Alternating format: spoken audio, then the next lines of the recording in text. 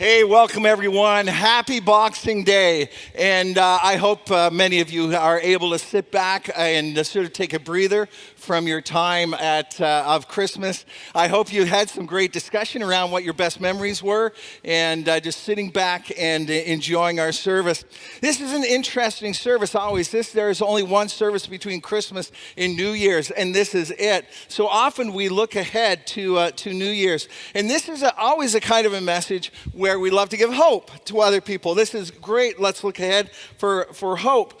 And I'm praying with many other Christians that this pandemic will be done. By the way, next week we are going to be in person. So this was just a little hiccup. We're going to be back here together, Lord willing, and if the government allows it. All right, but I'm praying that this whole thing is going to end, that there's going to be so much hope. But can I just say that the last couple of years have sort of taken away some of the optimism of us, haven't they? That's like, we get beat up so many times. I think we've all become kind of realists. So I've got a very short message, and at the end of it, I'm going to leave you with a verse and a definition. That's it, a verse and a definition. Those are the two take-homes, and it's all in response to change. How do we deal with change? I am actually, if you had asked me before the pandemic, I'd say, I'm pretty good with change. I'm not very risk adverse. Basically, I planted a church. So I'll do risky things, right? So I'm okay with change. But as I teach a class at Change Management at Tyndale, and one of the things I do with my students, first off, we just throw up some big quotes on the screen and get them to react to it. And one of the quotes is this: all real change involves loss, anxiety, and struggle. All real change involves loss, anxiety, and struggle. And then I ask my students, is that true? And in true student form, they all react against, no, of course not. Of course that's not true. And somebody will say, okay, like how about a positive change, like getting married? And how about like something like a new job? That's great. And I said, okay, let's unpack those two situations, all right? Does a new marriage, a new job provide anything that is loss? Yeah, I guess anxiety, yeah, a bit of struggle, yeah. Well, you've got a bunch of struggle that's coming. It's interesting that any kind of change brings stress, and if you understand that the stress scale, right, if people say, how much stress have you gone through in your life, it all has to do with change. And all the changes in your life gives you a stress score, and you can see, wow, I have so much stress, I should be dead right now. So change brings stress. Massive change brings massive stress.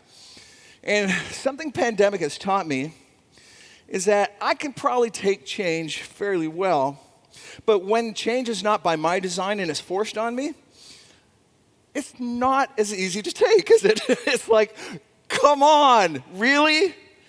Again? I have to change, and you are making me change? It sort of makes me almost seasick. And I've always had this picture in my brain that we all have this emotional platform, and it's held up by various pillars of dependence. Now, imagine this platform I'm on having various pillars all over, some in the corner, some in the center. And this is I've got all the pillars in my life so I can feel secure. I can feel, okay, I'm good. What happens is, when we depend on the places and people and groups, we build up more and more pillars. And that's why if you stay in one place for a while and live for a long enough time, you have groups of friends and family and all the things that provide that security in your life. But and the more we lean on particular ones, the thicker they get. But once a pillar gets removed, that platform just shifts a little bit. Depending how big the pillars are, the shifts of our heart can be seismic. And can I just be honest with you? I am feeling those shifts now. Sure, I'm feeling the shifts of everyone. We're going to have a service, we plan for it, and then boop, it gets changed. And whoa, hold on. We're going to change. That's great. We're going to have this building, and it's going to be amazing. And whoa, hold on. It changes. I've had good friends move away to get cheaper housing. God bless you. And it should make me feel sad. It should. But it's weird. My feeling is more than sad. My legs get a little shaky, and I start to go, what? Did I depend on some of those people just to provide some sameness in my life? I guess I did. There's people I've looked up to in my life, and I think the older you get, the more these pillars get knocked out. That's why you get grumpy old men, right? They're just grumpy all the time, right? And they get cynical. That'll change. That won't last you very long. Why? Because they've had these pillars knocked out of their lives. I've had my heroes in my life go to be with Jesus. Remember Billy Graham? I heard about him passing away. And I thought, not like I know the guy. I got to meet him once, that's it. But he's always been a hero of mine, and all of a sudden it's like, wow, his voice for something that's so important to me is taken away. Howard Hendricks was a mentor of mine from afar, and it took me a couple weeks before I heard about his death, and I go, okay, that's cool. He's an elderly man, and that's great. And then I realized, wow, his voice has been removed from what God is doing on this planet. And it made me go, Dave, how many more years do you have a voice before it's removed? And so my platform gets a little shaky, just a little shaky. Some of the churches I've looked up to as models and emulate are no more. The home I grew up in, I grew up in a home when it was built when I was 2 years old, and I am older than 2. And so every Christmas, we'd just go, I'd walk in those doors and, memories, right? Secure memories. And it got sold, of course. My mom and dad both died recently. And so you go, wow, that's weird. It's popping up in my dreams. Isn't that weird? I'm picturing my home that I grew up in my dreams. I'm starting to realize, wow, these things are just knocked out left and right. I got a fantastic nephew. His name's David. Actually, his real name is Ryan, but he changed his name to David because we're so close when he was young. So cool. Oh, man, he came to live back at my house when I was 17. He'd wake up, we'd have pillow fights together. I still have pictures in my mind of this little guy and me, and he'd hit me, of course. I'd die on the bed, and we had a lot of fun. He is like in his early 40s now, 2 kids. Isn't that wild? He's got terminal cancer. And I'm on the phone with him. Last time we just laughed together, cried together. And sometimes I feel a little seasick on my emotional platform as these things get knocked out left and right. It's easy to become cynical about, this is great. A little voice in the back of your head said, but how long will it be great? Great. And then, more seriously, some people have left their faith over pillars that have been knocked out in their life. A person or a group of people have shown themselves to be human. And all of a sudden, it shakes everything we have. Now I know in 2022, there will be more shifts that happen in our lives. All right? I'm being realistic here.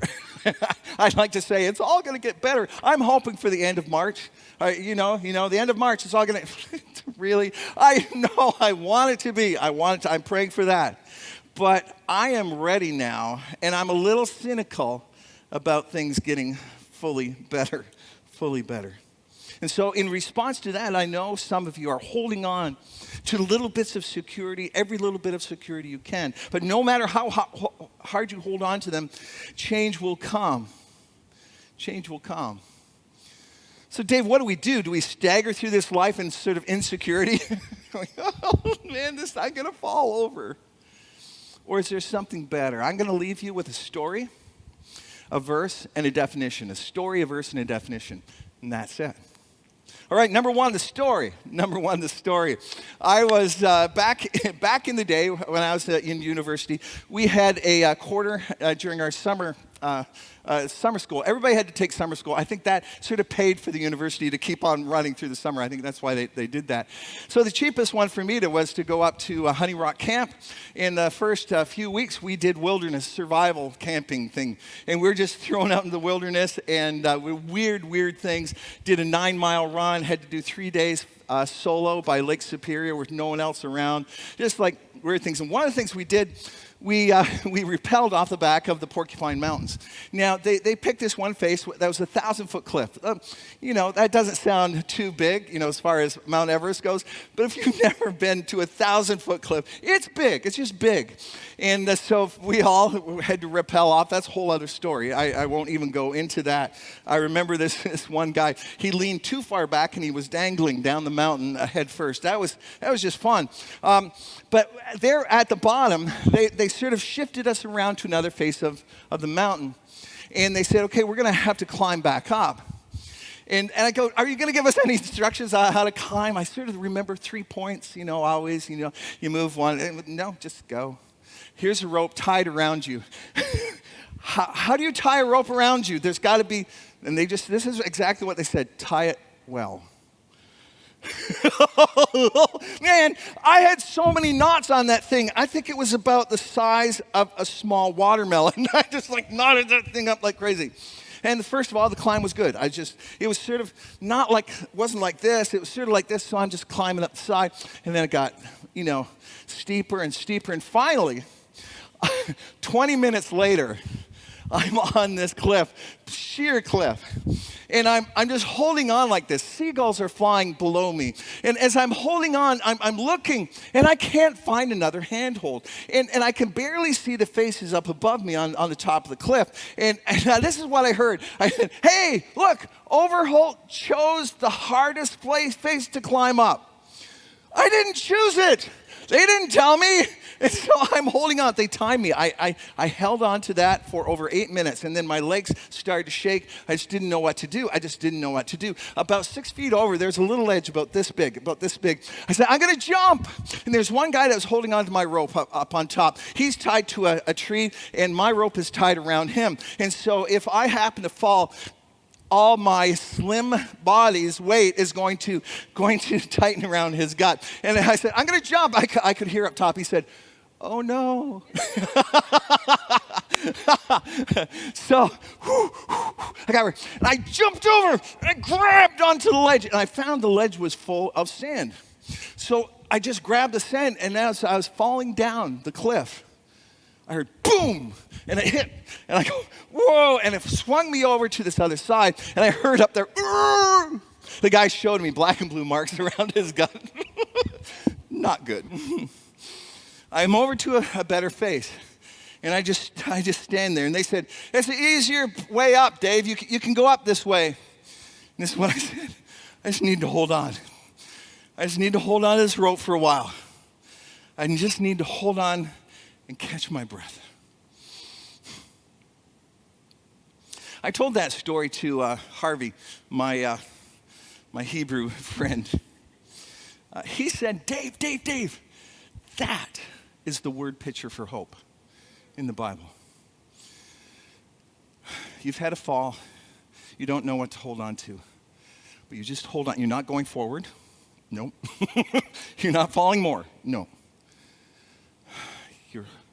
You're waiting. Hope and wait are the same words in Hebrew.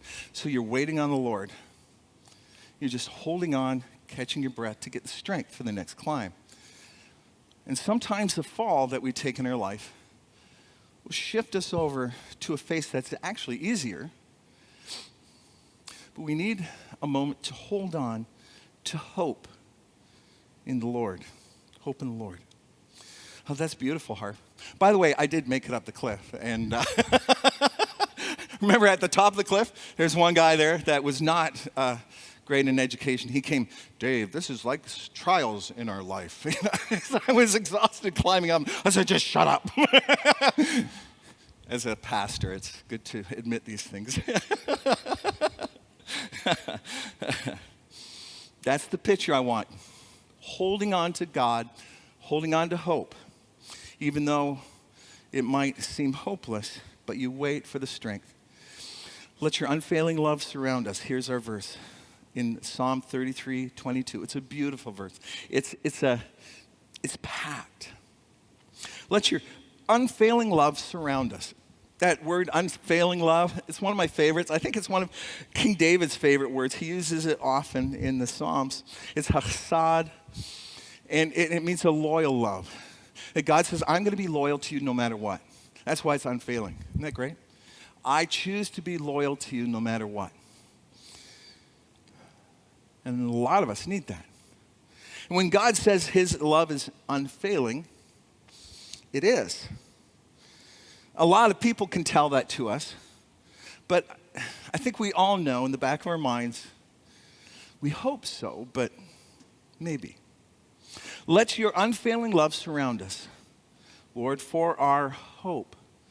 What we're hanging on to is in you alone. My hope is in you alone. The Psalms are filled with that. And thanks so much for Emily for reading one of those Psalms. The whole idea that trust in, and I'm going to trust in him, all you people. Pour out your heart before him. God is a refuge for us. He is someone that we can hope in God alone. Several places in the Old Testament, kings would make deals with surrounding countries. If they paid enough money, Egypt would send their armies. God never looked on favor with that strategy. Never looked on favor. He wants us to hope in him alone. Psalm 20, verse 7 says this, some trust in chariots, some in horses. This is sort of the idea of trying to build up enough arsenal around you to hope in that. But we trust in the name of the Lord our God. We're not going to trust in all these other pillars that we build up around us. We're going to trust in one alone. So let your unfailing love surround us. Our hope is in you alone. So, got the story, got the verse. Here is the definition. This definition I've heard a lot of years ago, and it's been this sort of like check mark in my brain. It's the definition of the character quality called security. Security. And security is this: building my life around that which is eternal and cannot be taken away or changed by others. Well, how can we live secure lives? Sure, let's wear masks. Let's distance. Let's do all the things that we need to. But you know where your real security is? Your real security is building my life around that which is eternal and cannot be taken away or changed by others. That platform that we stand on. That platform that we stand on, we will all have many pillars. We will. Come on, we're human. It's life, right? But this begs the question, what's the center pillar and how big is it? What's the center pillar and how big is it? Because when those other pillars are knocked out, if we have a center pillar that we trust in God alone, we'll shake a bit. We will, come on. We do. We're not going to topple over because I'm building my life around that which is eternal and cannot be taken away or changed by others. Why? God alone is unchanging. His unfailing love towards us is unchanging. His acceptance of me is unchanging. His comfort to all who come to him is unchanging. Those things are unchanging. And so because of that, that center pillar can give me some stability in a crazy, stupid world that's going to keep on happening around us. And the older we all get, it gets crazier. I will have other pillars of peoples and places and groups. It's good. But that center pillar in my life is in God alone. Sometimes we see people come and go. But are we just to push everyone else aside? No, of course not. We see places and people as a gift from God, right? It's a gift from God. Oh, wow, I've got a great church. I thought I'd slip that one in there. I've got a great church. Will it change? I hope not, but here's the deal. I'm going to enjoy it because it's a gift from God, and so I depend on God, not the church, right? Because ultimately my security is in God, and everything else is a gift from him. I've got a great friend, such a great friend. Do I have to worry? No. Enjoy them as a gift from God, who is the center pillar in your life. It also means moving some of your dependence, your main dependence, off of people and places and onto God. A few years back, we had a worship leader, and she said, two things changed. Two relationships changed in her life when she got this principle. She said that she used to have high expectations of her husband, that he would provide all her comfort, that he would provide all her security, that he would provide everything she needed in life. And when he did not, it was not good. Okay, just saying that just was not good. She said this, the day she realized that her husband wasn't Jesus, made their marriage better. It's just like, hold on, I can't put all my expectations on you because you're not Jesus. And then all of a sudden it realized, hold on, I'm not getting the comfort I need. I'm not getting the comfort I need. Why? He is such a, hold on, I'm going to go to God for my comfort. And she said it changed her relationship with God. And so, as we go into this crazy future, I would want you to remember this verse. Let your unfailing love surround us, Lord, for our hope is in you alone, in you alone. And then to remember that, the definition, I'm going to build my life around that which is eternal and cannot be taken away or changed by others. Another way to say this is remember who you're going home with. There's like some corny country songs, remember who you're going home with. Anyway, it's some, I can't even do country bad. Anyway. But it reminds me when I'd go and speak at retreats, and I would bring my daughter Cara with me. And when she was real little, she was very extroverted and wanted to find a friend. And when we were driving up there, she said, do you think I'd have a friend? Do you think I could find a friend? Oh, you will find a friend. And anyway, she goes, bye, Dad. And she's going around, will you be my friend? Will you be my friend? Not a shy person. And eventually she gets a friend, and she builds all these memories and has a great time at camp. And then the day comes after a week of spending time with a new friend she'll never see again in her whole life. She comes back and goes, it's horrible, my life is done. My best friend in the world is God. Okay, great, I got that. Every so often I remind her, hey, come and do a few things with Dad. Can you and me, can we build some memories here too? I'm happy for you to be with your friend. But can we build some memories here too? Because guess what? We're going home together. And this is a relationship that's going to carry on. It's good to have friends. It's good to have places. It's good to have other things that you depend on. It really is. Remember who you're going home with. Forever we're going to be with Jesus. And he is the one that's dependable. He is the one we can hope on. Security, to build my life around that which is eternal and cannot be taken away or changed by others. I'm going to leave you with another story just because it's a fun story. Then I'll get Brandon and Candace to come up. I read this story. It's just amazing. There's a sheep farmer that would, rancher, I guess. Yes, they don't farm sheep. Yes, a sheep rancher. and the wolves would be picking off some of the stray sheep all the time. He didn't know, so he talked to biologists, tried to figure out what to do with, how do you keep the wolves away? And they tried sending out hunters. They tried traps. Just wasn't good enough. They were close enough to the wilderness. It didn't help. And so a biologist said, listen, what you need to do is get some llamas. Llamas. And he said, what? Why do you get a llama? And so they shipped up some llamas from South America. And they're just really big sheep. Really big sheep with really high necks. And so what happened, he noticed that as he mixed in some of the llamas with the sheep, that all of a sudden the wolf problem was no problem whatsoever. So they went out and put some night cameras to find out what was going on. Here's what was going on. Okay. The wolf is coming up and going, I'm hungry. And then he looks, a big sheep. Okay, he looks at the llama and says, big sheep. And he starts to go. And the llama doesn't know what a wolf is. It goes, woo, woo, oh, a doggy. And he starts to go towards the wolf. And the wolf goes, they're not afraid.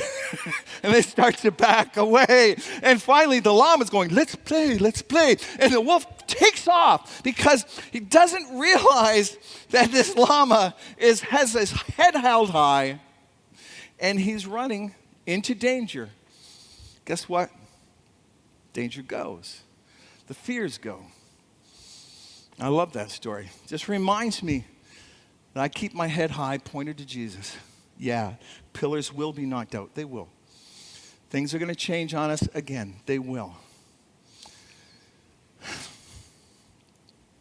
But if I keep coming to him, I will remember that he's dependable. He is my comfort. He is my help. He's a strong arm when I need it. When I keep on coming, that center pillar gets bigger and bigger and bigger. And yeah, my life gets seasick a bit, but it doesn't topple over. So my hope for all of us, year 2022, that's weird. Trust in him at all times, you people. Pour out your heart before him. God is a refuge for us. Let's pray.